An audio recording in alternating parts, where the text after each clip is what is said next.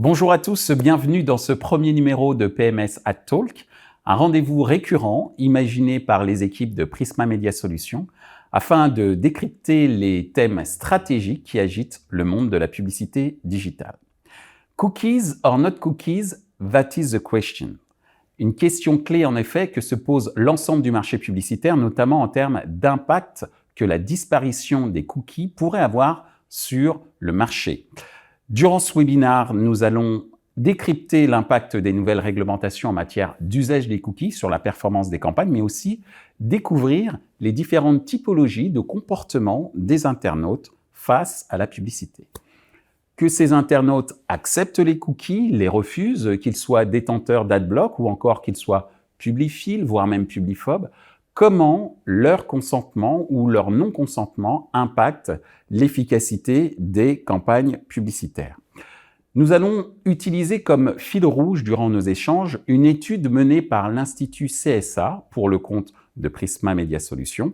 Cette étude a observé l'impact du consentement sur l'efficacité des campagnes publicitaires, et ce, dans un contexte où Prisma Media Solutions a fait un pari risqué, à savoir faire payer l'article que les utilisateurs souhaitent lire dans le cas où ils refusent des cookies. Pour ce webinaire, nous vous proposons 3 temps forts. Une première partie où nous allons ensemble découvrir les points clés de l'étude de CSA, avec l'intervention de Valérie Baudot, directrice du département Média et Content au sein de l'Institut d'études CSA. Une seconde partie avec le retour d'expérience éditoriale et business de Prisma Media Solutions suite à leur décision, disons-le, audacieuse, de renforcer le consentement de leurs utilisateurs. Et pour cela, Paul Ripard, directeur programmatique et data chez Prisma Media, nous livrera ses observations. Enfin, une troisième partie où nous donnerons la parole à un professionnel de l'achat publicitaire digital, Terence Aomadebe, qui nous confirmera ou pas ce que l'étude démontre sur la qualité de l'audience, notamment quand celle-ci est dite consentante pour le dépôt de cookies. Pour rappel, depuis avril 2021, la CNIL a renforcé ses contrôles quant au processus de recueil du consentement des internautes pour le dépôt de cookies et a même précisé les conditions de validation de ce même consentement durant le mois d'octobre de la même année. Le consentement est donc devenu une condition nécessaire pour tracer les internautes et nous allons voir qu'en fait, ce que beaucoup pensaient être un mal pour le marché publicitaire pourrait s'avérer être un bien pour l'ensemble des acteurs de l'écosystème publicitaire, à savoir des annonceurs aux utilisateurs. Et ce, notamment en termes de performance marketing, de performance éditoriale et de valorisation média. Alors, sans plus attendre, je vous propose de découvrir l'étude CSA et de commencer à tirer certains enseignements sur l'impact du consentement et du dépôt de cookies sur la performance publicitaire avec Valérie Baudot. Bonjour Valérie. Bonjour Michel. Merci d'avoir accepté cet entretien et d'avoir accepté de participer à ce webinaire sur l'impact du consentement sur la performance publicitaire. Déjà, est-ce que tu peux nous rappeler le contexte de la mise en place de cette étude et la méthodologie ? Oui, donc nous avons été contactés par Prisma Media avant l'été 2021, au moment justement où les éditeurs en ligne se mettaient en ordre de marche pour répondre à cette réglementation renforcée de la CNIL. Et donc Prisma Media souhaitait comprendre le rapport aux traceurs des Français, c'est-à-dire combien les acceptent, quel est leur profil, quelle est leur crainte aussi par rapport à l'utilisation qui peut être faite de leurs cookies. Et Prisma souhaitait également connaître l'impact de ce consentement ou de ce non-consentement sur l'efficacité publicitaire. Donc pour cela, nous leur avons proposé une double approche méthodologique. Premièrement, confronter la posture déclarée des internautes vis-à-vis de la publicité digitale. Et deuxièmement, observer l'impact réel du consentement avec l'exposition à un corpus de 10 vraies campagnes et suivi des indicateurs de branding comme l'attribution, l'image ou encore l'incitation.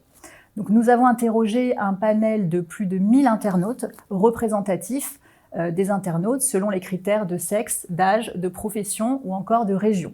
Et le terrain s'est déroulé en septembre 2021. Merci Valérie pour ces points méthodologiques qui sont très clairs. Alors, quel est le premier enseignement que l'on peut tirer de l'étude ? Premier renseignement, l'étude montre que 3 Français sur 4 acceptent les traceurs. Vous voyez qu'il s'agit d'une large majorité et pour la plupart, ils les acceptent dans leur intégralité. Seulement une petite minorité, 20%, vont rentrer dans le bandeau de consentement pour personnaliser les cookies, pour les paramétrer. Donc ce qui est intéressant de voir, c'est que les antitraceurs ne sont pas forcément des anti-pubs, puisque seuls 4 antitraceurs sur 10 ont installé un bloqueur de publicité, et à l'inverse, seul un détenteur d'Adblock sur 3 refuse les cookies. Nous sommes donc bien ici sur 2 notions différentes. D'ailleurs, quand on leur demande pourquoi ils refusent les cookies, eh bien, la principale raison, c'est la crainte que leurs données personnelles soient utilisées à des fins commerciales. Finalement, la publicité ciblée n'arrive qu'après. Et les cookies leur paraissent d'ailleurs plus légitimes quand il s'agit de l'amélioration des sites ou de la mesure de leur performance. Justement, tu as évoqué les antitraceurs. On peut parler de gens qui aiment bien les cookies. Alors, qui aiment bien les cookies, on ne parle pas de cuisine, mais tout simplement de gens qui acceptent, qui donnent leur consentement pour avoir un certain nombre de traceurs. Est-ce qu'on peut faire un portrait type entre ces cookie friends et ces antitraceurs? Oui, donc chez les cookie friends, qui je le rappelle représentent les 3/4 de la population, les femmes et les jeunes sont sensiblement plus représentés. C'est une audience également plus familiale. Ils se montrent aussi intéressés par plus de secteurs d'activité, comme la mode, la beauté, la déco, l'automobile ou encore le luxe. Et globalement, ils ont un comportement plus intéressant pour les annonceurs, puisqu'ils sont plus enclins à l'achat et ils sont aussi plus à l'affût de nouveautés. Globalement, ils déclarent davantage faire confiance aux marques de façon générale. À l'inverse, les antitraceurs, eux, ont un profil plus masculin, mais également plus inactif. Ils sont également plus publiphobes, même si nous l'avons vu, un antitraceur n'a pas forcément un bloqueur de publicité, mais on retrouve davantage d'adblock au sein de cette population. Alors, une fois qu'on a fait un peu le portrait type de ces cookie friends et de ces antitraceurs, que l'on voit qu'ils sont, pour certains, notamment chez les cookie friends, très enclins à consommer un certain type de produit, la question est, d'un point de vue publicitaire, quelle est la posture de ces 2 publics face justement à la publicité? Alors, au niveau de la posture, le public Cookie Friends est clairement plus favorable à la publicité. Quand on leur demande, pour vous, est-ce que la publicité digitale est susceptible de vous donner une meilleure image des marques? Eh bien, 25% des Cookie Friends répondent oui. Et ça, c'est 20 points de plus par rapport aux antitraceurs. Quand on va un peu plus loin en détaillant les items d'image, est-ce que la publicité digitale est informative, esthétique, originale? Eh bien, on retrouve des écarts très marqués entre les cookie friends et les antitraceurs, des écarts qui vont de 20 à 27 points, et ce, particulièrement sur la dimension, la publicité digitale procure des émotions. On voit un écart marqué de 27 points entre les 2 populations. Alors justement, on voit un écart de 27 points par rapport justement à cette posture vis-à-vis de la publicité entre les cookie friends et versus les antitraceurs. Moi, j'ai une dernière question qui est, est-ce qu'on peut parler d'efficacité marketing différenciée entre ces 2 publics que sont les cookie friends et les antitraceurs? Oui, clairement, puisque au-delà de la posture affichée qu'on vient de voir, on retrouve aussi ces différences en situation d'exposition réelle quand on passe cette fois sur des post-tests d'efficacité. Donc pour prouver cela, en fait, nous avons testé 10 campagnes digitales, des vraies campagnes qui ont été diffusées au cours des 6 derniers mois, et ça sur différents secteurs d'activité. Et quand on regarde le premier KPI qui est l'agrément, donc le fait d'aimer la publicité, nous voyons des écarts très marqués sur chacune des 10 campagnes testées entre les 2 publics, des écarts qui varient de 1 à 2 points avec une moyenne de 1,6 points. Même constat quand on rentre dans le détail du diagnostic créatif. Est-ce que la campagne est informative, agréable, originale, attire l'attention? Là encore, on retrouve des écarts très marqués. Mais le plus intéressant, c'est quand on passe sur l'engagement. Là aussi, nous voyons des écarts importants entre les 2 publics, particulièrement sur l'incitation à en savoir plus. Donc vous voyez que 47% parmi les cookie friends sont incités à en savoir plus sur une marque après avoir visualisé une publicité. Et ça, c'est 28 points de plus que les antitraceurs. Également, sur l'incitation à l'achat, 43% d'incitation à l'achat chez les Cookie Friends, soit 28 points de plus que les antitraceurs. Et ces différences-là, on les observe quel que soit le secteur, quelle que soit la campagne. On voit donc clairement l'impact en termes d'efficacité marketing, notamment sur l'engagement. On peut donc conclure qu'un internaute qui accepte les cookies a clairement plus de valeur pour un annonceur que celui qui les refuse. Merci Valérie pour toutes ces précisions quant à l'étude CSA pour le compte de Prisma Media Solutions. Et puisque nous parlons justement de Prisma Media Solutions, je vous demande d'accueillir Paul qui n'est pas avec nous, qui est en duplex. Comment vas-tu Paul ? Ça va, merci Michel. Bonjour à tout le monde. Alors Paul, j'ai une première question qui consiste à comprendre comment est venue cette politique audacieuse, la genèse de cette politique audacieuse autour du fait d'imposer un consentement obligatoire aux utilisateurs s'ils souhaitent lire un article et dans le cas contraire, de les faire payer. Est-ce que tu peux nous expliquer un petit peu d'où est venue cette idée ? Ce qu'il faut voir, c'est que les nouvelles recommandations de la CNIL du mois d'avril ont été vécues comme un big bang pour les éditeurs de sites. Pourquoi ? Parce que notamment, il devient aussi simple de pouvoir refuser le dépôt de cookies que de les accepter. Donc concrètement, les éditeurs de sites ont eu 3 choix. Premier choix, ne rien faire, pas mettre en application les recommandations de la CNIL. C'est ce qu'ont fait les GAFA. Le gros avantage, c'est qu'on continue d'avoir 99% de taux de consentement. Mais par contre, le défaut, c'est que quand la CNIL frappe, ça fait mal. 150 millions d'euros d'amende pour Google, 60 millions d'euros d'amende pour Facebook au début du mois de janvier.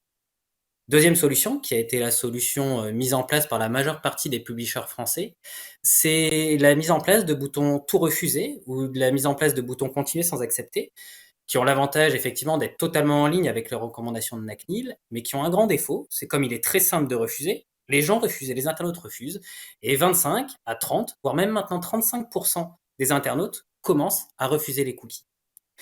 Troisième option, qui est l'option que vous voyez ici à l'écran, qui est l'option qu'a mise en place Prisma, c'est celle d'un cookie wall.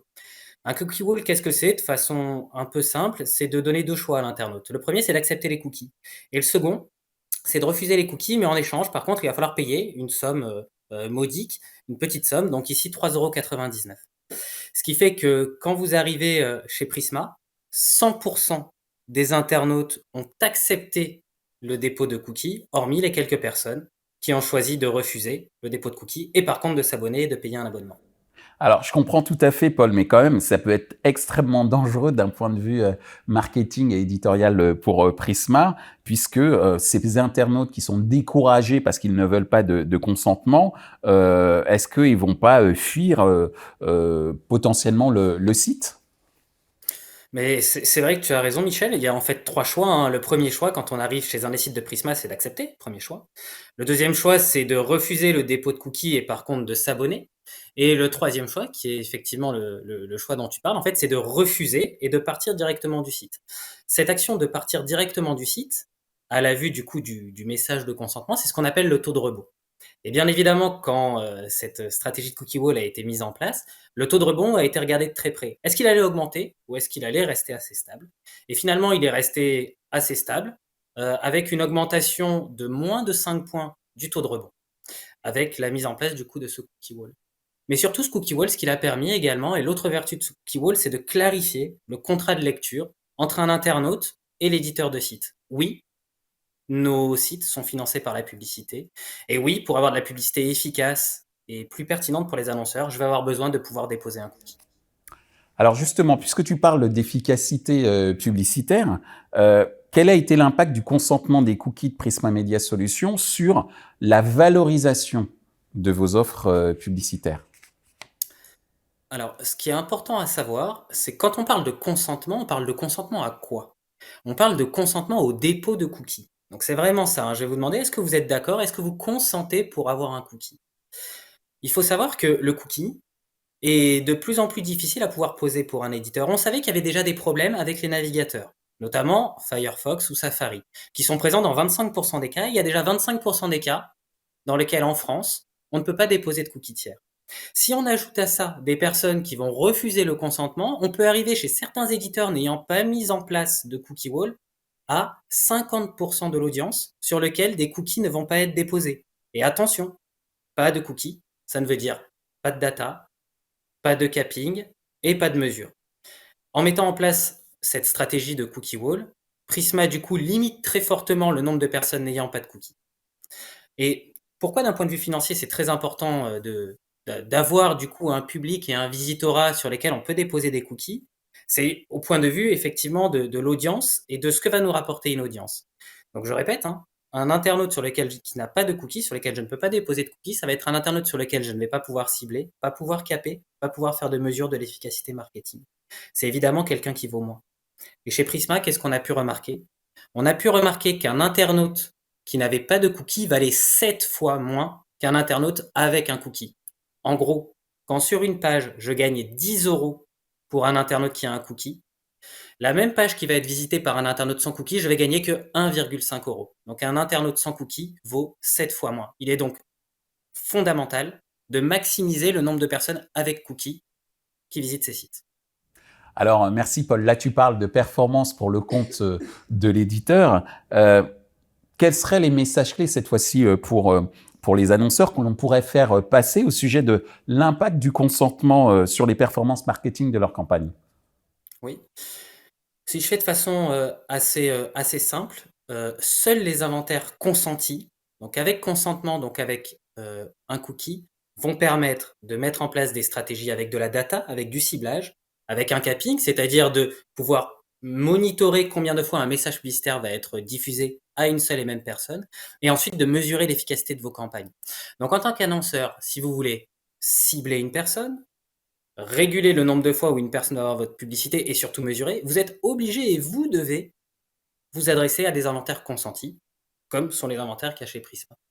Et enfin, il y a un autre élément sur lequel on peut insister, et puis merci à Valérie et merci pour cette étude de CSA Consulting, c'est que les inventaires avec consentement sont des inventaires qui sont plus performants, comme l'a dit Valérie. Donc c'est les éléments sur lesquels je voudrais insister, c'est si vous avez besoin de mettre en place des stratégies avec du ciblage, avec du capping, avec de la data et surtout être performant, choisissez avant tout des inventaires et donc des régies qui vous permettent de maximiser vos taux de consentement et donc la présence de cookies.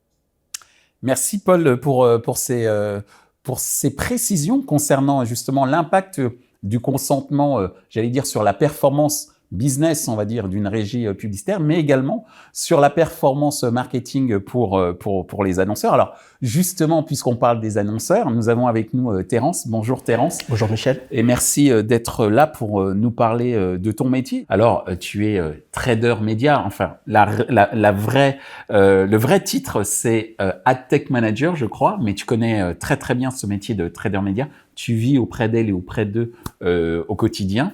Est-ce que tu peux nous expliquer en quoi consiste le métier de trader média? Merci Michel. Je travaille effectivement chez Amnet, qui est le trading desk historique du groupe Dentsu en France. Et en tant que tel, notre rôle, c'est d'accompagner nos clients au quotidien sur la mise en œuvre de leur campagne programmatique.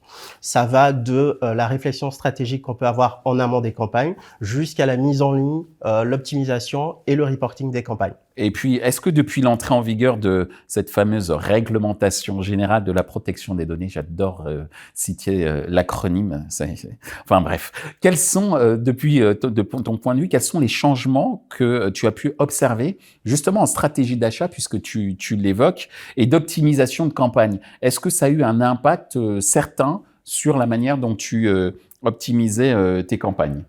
Tout à fait. C'est vrai que le règlement pour la protection des données a eu un impact sur toute la chaîne programmatique, on l'a dit. Et à notre niveau, on le voit précisément sur toute la chaîne. C'est-à-dire qu'en amont de la réflexion qu'on peut avoir avec un client, il y a un certain nombre de prérequis qu'il a fallu prendre de notre côté, qui ont consisté par exemple à être plus vigilant sur nos partenaires médias et technologiques, et notamment à leur manière d'adhérer à tout cet écosystème et donc à cette réglementation, de la manière dont ils implémentent leurs solutions de gestion du consentement, donc les CMP par exemple. Consent Management Platform. Exactement. On va s'assurer également aux côtés de nos annonceurs du taux de consentement recueilli pour le comparer par exemple à la période avant réglementation. Et cet ensemble de prérequis va nous permettre justement d'anticiper au mieux l'impact au global sur la gestion opérationnelle des campagnes au quotidien. Et donc cet impact, quel est-il? Premièrement, ça va être une baisse des volumes les volumes achetables qui est simplement dû à la baisse du consentement. Donc, on le rappelle, s'il n'y a pas de consentement, il n'y a pas de cookies et il n'y a pas de possibilité de cibler de la data.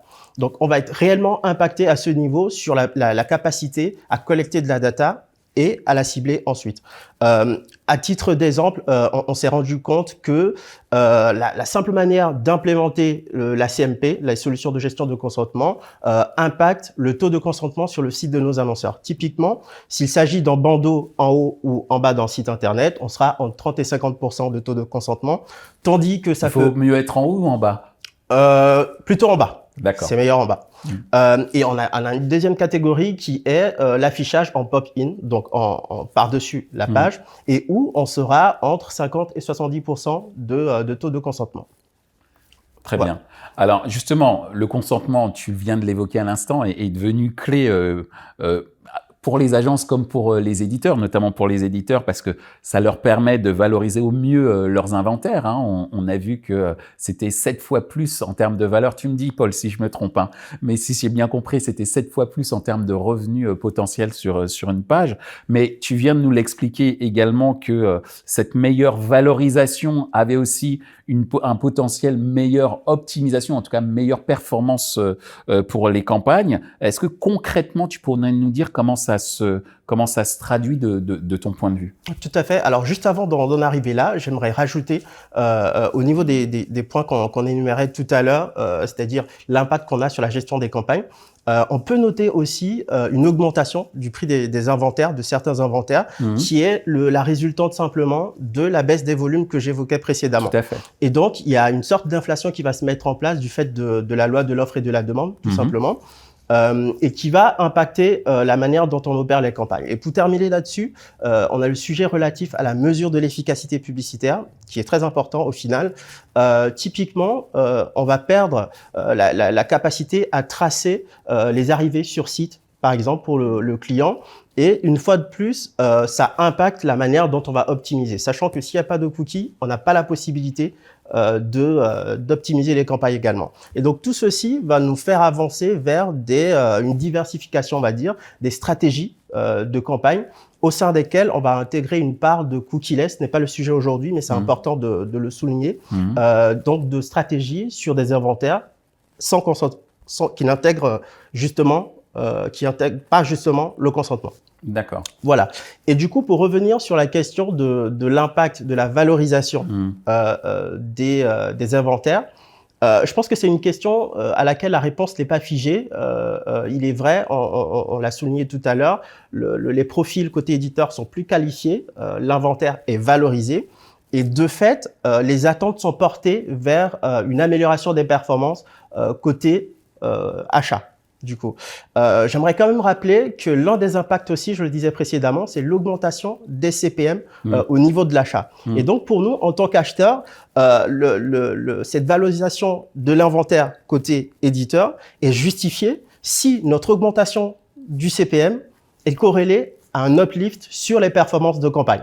Une convergence d'intérêts, en fait. Exactement. Et du coup, dans ce sens-là, oui, on voit des campagnes sur lesquelles on peut observer jusqu'à 30% d'augmentation sur le taux de clic, par exemple, et plus globalement sur tout ce qui est engagement. Merci beaucoup, Terence. Valérie, Paul, mais déjà Valérie pour commencer, est-ce que tu as des commentaires à ajouter à ce que vient de nous expliquer Terence? Je parlais à l'instant d'une convergence d'intérêts et c'est pas tous les jours le cas. On va dire qu'il y a une sorte de changement de paradigme grâce au consentement entre les éditeurs et les agences. Donc cette fameuse convergence d'intérêts, d'une part pour la performance marketing côté annonceur et performance financière business côté éditeur. Quelle est ton observation par rapport à ça? Oui, justement, par rapport à ça, j'ai envie d'ajouter que le comportement, en fait, des anti-traceurs face aux cookies n'est pas forcément, il peut être versatile. En fait, si dans la majeure partie des cas, ils déclarent les refuser, ils peuvent aussi être amenés à les accepter quand il s'agit de sites médias reconnus ou encore de sites internet qu'ils ont l'habitude de visiter. Et également, tous les cookies ne sont pas logés à la même enseigne puisque certains sont beaucoup plus légitimes que d'autres, en tout cas du point de vue des internautes. Il s'agit de tout ce qui est lié à à la performance du site en fait et à l'amélioration des produits ou encore au contenu personnalisé ou aux études de marché. À l'inverse, tout ce qui est lié à la géolocalisation est perçu comme plus intrusif. Et ce que je rajouterais aussi par rapport à l'étude, c'est que d'un point de vue du profil, il y a également des différences de profil entre ceux qui les acceptent et les refusent, c'est comme on l'a vu. Et globalement, les jeunes et les CSP+, sont plus tolérants vis-à-vis de la légitimité en fait perçue de ces cookies. Merci Valérie pour ces précisions. De ton côté, Paul, est-ce que tu as des précisions à ajouter par rapport au fait que Terence évoquait une convergence, je répète parce que c'est quand même assez neuf, convergence d'intérêts en termes de performance financière pour les éditeurs, mais aussi de performance marketing pour les annonceurs. Qu'est-ce que tu pourrais rajouter sur cette observation ? Moi, j'adore les mots convergence, en plus quand ça vient du côté buy side. Surtout ce que je remarque, c'est qu'il y a juste 2 ans, personne n'aurait pu croire qu'on allait restreindre le site au consentement et mettre en place des cookie walls, ça paraissait totalement illusoire. Il y avait très peu d'éditeurs qui sont inscrits dans cette démarche-là. Prisma, je pense également à Webedia, c'est inscrit dans cette démarche-là. Et depuis, d'autres sites et d'autres éditeurs de sites ont mis en place des cookie walls. Et peut-être qu'on se donnera, et j'espère qu'on se donnera rendez-vous encore ensemble, Michel, peut-être dans 2 ans, quand on aura bien convergé. Mais ce que je demande, c'est est-ce que dans 2 ans, on ne sera pas sur un autre sujet, et c'est pas tant celui des cookie walls que celui des data walls. Et est-ce que dans 2 ans, on va pas demander d'avoir peut-être une adresse mail, ou peut-être un sexe et un âge, pour pouvoir rentrer sur un site média? C'est une question en tout cas, mais rendez-vous dans 2 ans, et peut-être pour la mise en place de ces data walls. Ok, rendez-vous est pris, peut-être pas sur la place des grands hommes, mais la place des belles campagnes. En tous les cas, merci Valérie, merci Paul, merci Terence également d'avoir accepté de participer à ce premier numéro de PMS AdTalk. Et vous, public, merci à vous de nous avoir suivis jusqu'à la fin de cette démonstration que le consentement est bon pour la performance publicitaire, est bon également pour l'expérience utilisateur et puis est bon également pour les éditeurs. Si vous voulez avoir des informations complémentaires concernant l'étude CSA, je vous encourage à vous rapprocher de Valérie ou de Paul, voire même de Terence par rapport à ses expériences d'acheteurs médias, de traders médias. En tous les cas, moi, je vous donne rendez-vous pour un prochain rendez-vous pour PMS AdTalk. Merci encore une fois d'avoir suivi ce premier numéro et je vous dis à très bientôt.